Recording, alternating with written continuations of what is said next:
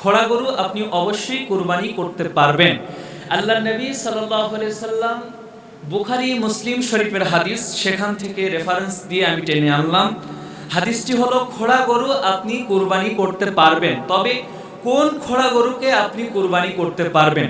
প্রিয় ভাই, একটু মনোযোগ দিয়ে শুনবেন, অযথা বিভ্রান্ত সৃষ্টি করবেন না। ইসলাম হলো শান্তির ধর্ম। আশা করি আপনারা ভালোভাবে শুনলে বুঝতে পারবেন, অযথা কেউ মন্তব্য করবেন না।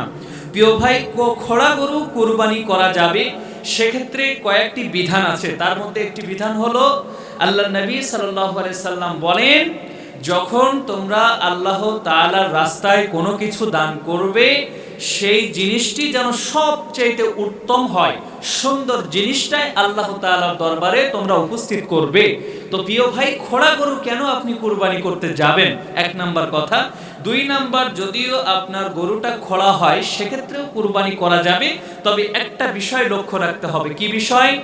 আপনার গরুটা যেই স্থানে বাঁধা থাকবে এবং আপনি যেই স্থানে গরুটাকে কুরবানি করবেন, আপনার গরু যদি সেই স্থান পর্যন্ত হেঁটে যেতে পারে, খোড়া পাটার উপরে যদি সামান্য পরিমাণ ভার দিয়ে হেঁটে হেঁটে কুরবানি করা স্থান পর্যন্ত যেতে পারে, ইনশাআল্লাহ আল্লাহর রাস্তায় আপনি ওই গরুটাকে কুরবানি করতে পারবেন।